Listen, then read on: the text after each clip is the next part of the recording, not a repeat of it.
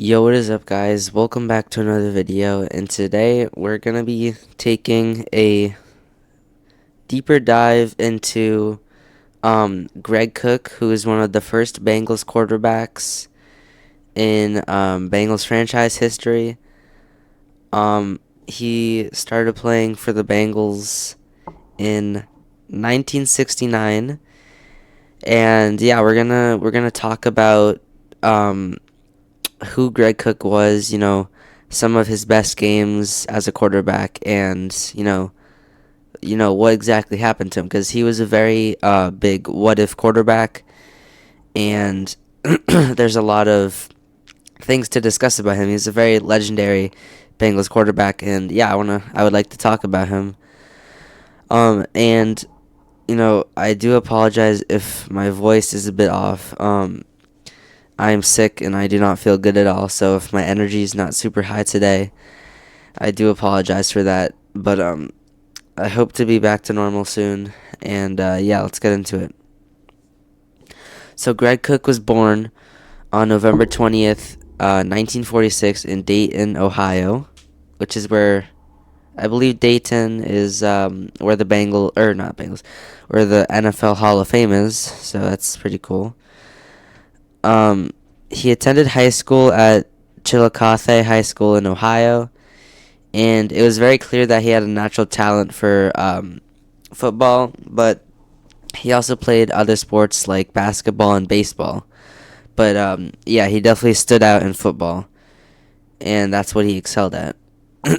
um, Many scouts noticed his great talent, and he later decided to play for the University of Cincinnati. While at the University of Cincinnati, he set dozens of passing records. And after that, he went to the AFL NFL Common Draft. Um, at the University of Cincinnati, he was one of two quarterbacks to throw for over 3,000 yards, and in one of his seasons where he threw for 3,272 passing yards, that was a school record for 34 years, and he threw for 554 passing yards against Ohio, and that was crazy back then. Like, college quarterbacks back then could barely throw for 300 passing yards. So the fact that he was throwing 554 passing yards was crazy, which reminds me of the Joe Burrow Bengals versus Ravens game when he threw for, I think it was 525 yards. And if you guys, just letting you know, I am reading off of a Google document that I have made, so this is information I've gathered myself. I'm not just reading like an AI overview. Like, literally made I literally made this document and I'm reading off of it, but since it doesn't look that good on screen, or there's it's just it looks like a Google Doc. I just put in a Bengals picture to make it look a little nicer, but I am reading off of a document that I have made and gathered information from various sites. So yeah. So when he threw for 554 passing yards, this record was held for 47 years, and his 95-yard touchdown to Tom Rossley remains a school record today. He was chosen by the Cincinnati Bengals 5th overall, and his first season was in 1969, a year after the Bengals were founded. Most of the time, quarterbacks have to wait a season or wait many games to to officially start their game. But Greg Cook was so talented that he won the position in the offseason, and he was set to be the starter for the season opener against the Miami Dolphins. In his first game, he beat the Miami Dolphins 27-21, and he threw for 155 yards on 11 completions, 2 touchdowns, and 1 interception. Greg Cook was proving that although he was a rookie, he still had the talent to be the starter of the team. And in his second game, he destroyed the San Diego Chargers 34-20, and he brought the Bengals to 2-0. Greg Cook had an amazing game against the Chargers. He threw for 327 yards on only 14 completions, which is 23.3 yards per throw. He had 3 touchdowns and 1 interception. His second touchdown of the game was a 78-yard pass to Bob Trumpy, making the lead 24-13. And his third touchdown pass was a 39-yard pass to Bruce Coslet, bringing their lead 31-20. From this amazing performance in his rookie career, many people thought that he would be one of the best quarterbacks in the league, and he was one of the best quarterbacks in the league. And they would assume that he, was going to be one of the best quarterbacks ever. And he was 6'4", 220 pounds. So his main strength was his deep ball. He had an amazing accuracy for the deep ball. And yeah, that was his main strength, his arm talent, especially on the deep ball. Unfortunately, in Week 3, against playing the eventual Super Bowl winning Kansas City Chiefs, Greg Cook suffered a torn rotator cuff and a partially torn pectoral muscle when being tackled by Jim Lynch. At first, Greg Cook played through the pain, playing a little bit more of the game before leaving, and he missed Week 4 and played a little bit in Week 5, and then he exited the game early on, and he would go on to miss Week 6 and 7 before playing an amazing game in Week 8 against the strong Oakland Raiders, throwing for 11 passes for 189 yards, 2 touchdowns, and 1 interception. The Bengals were the only team to beat the Oakland Raiders that season, and the Raiders ended up 12-1-1. In Week 9, the Bengals tied the Houston Oilers 31-31. Greg Cook threw a 44-yard touchdown to Bob Trumpy to start the game off 7-0. The Houston Oilers tied the game 7-7, but not before Greg Cook threw a 70-yard pass to Bob Trumpy again, bringing their lead 14-7. Houston scored another short rushing touchdown, but Greg Cook wasn't done yet. He threw another 70-yard passing touchdown to Eric Crabtree, bringing the game 21-14.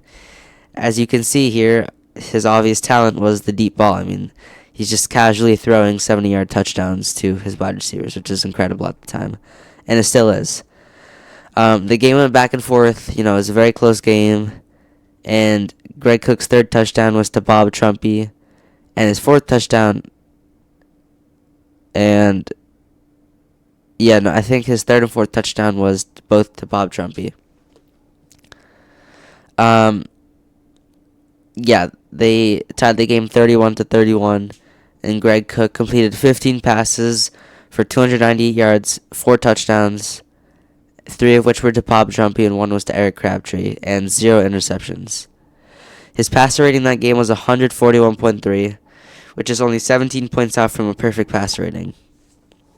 The fact that Greg Cook did all of this with a torn rotator cuff and a torn pectoral muscle it's something many people can't do. I mean, throwing for 4 touchdowns and having a passer rating of 141.3 while having a torn rotator cuff is just insane.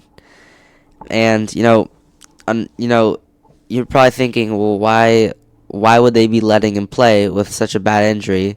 And well, I mean, it was 1969. Football health and medicine wasn't as evolved as it is now, and people didn't know what to do with injuries like this. So he was only hurting himself more by playing in the games, although he was doing insane.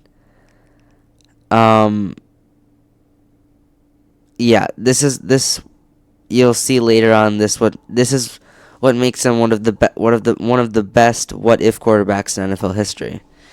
In Week 10, he had a tough game against the Boston Patriots. Greg Cook couldn't get things going that game, while the Patriots put up a great performance. Greg Cook only threw 1 touchdown, which is a 15-yard pass to Eric Crabtree, while throwing 3 interceptions and 213 passing yards on 13 completions. They ended up losing the game 25-14.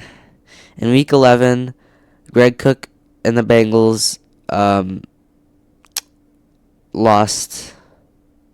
They lost 7-40 against the New York Jets and Joe Namath. Greg Cook threw for 143 yards, 1 touchdown, and 1 interception. Yeah, the New York Jets offense was just relentless that game, and they put up 40 points, which is just an amazing performance by the Jets.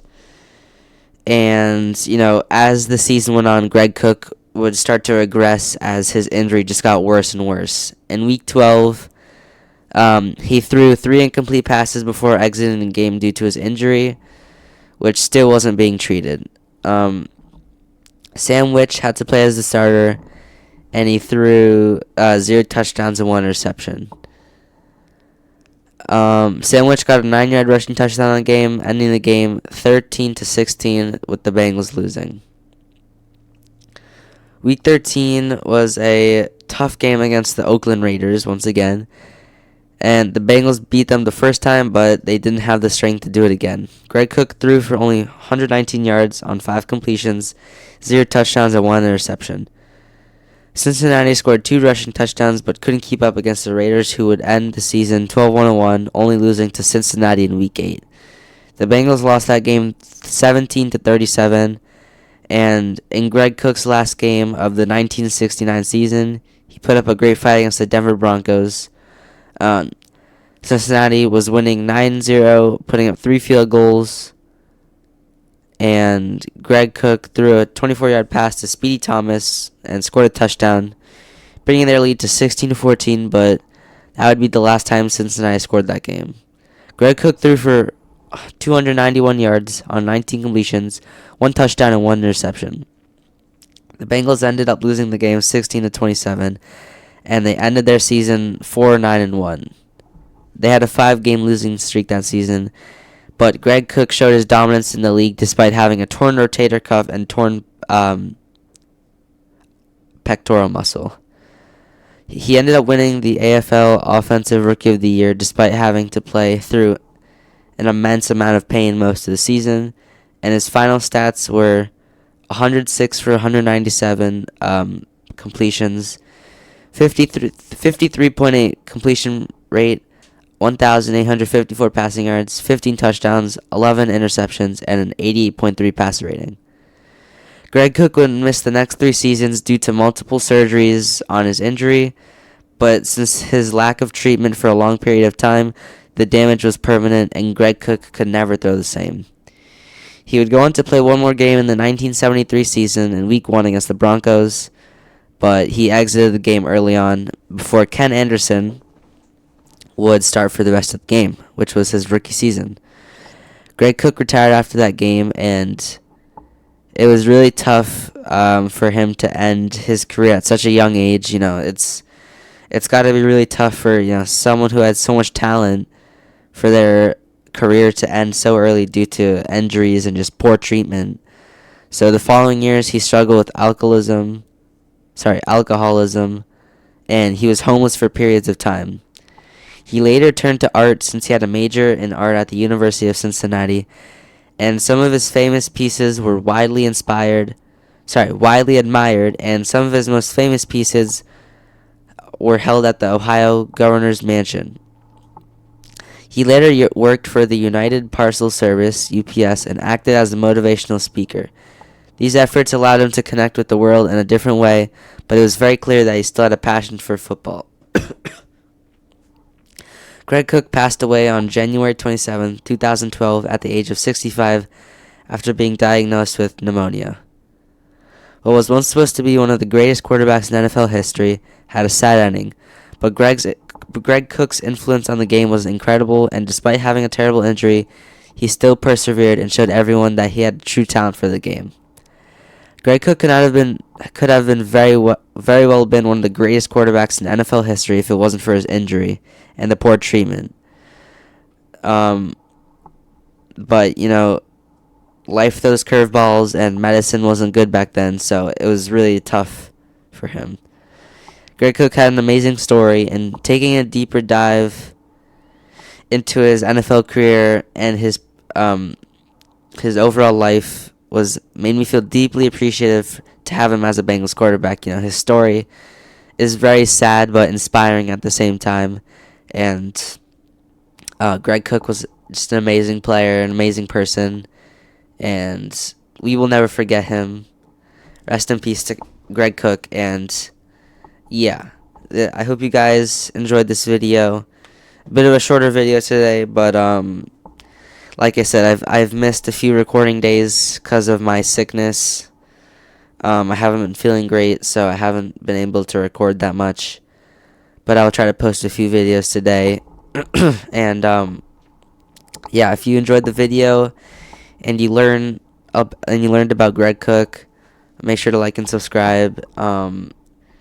Yeah, I hope you guys enjoyed the video. I hope you guys have a great Sunday, and I'll see you in the next video. Hoo day.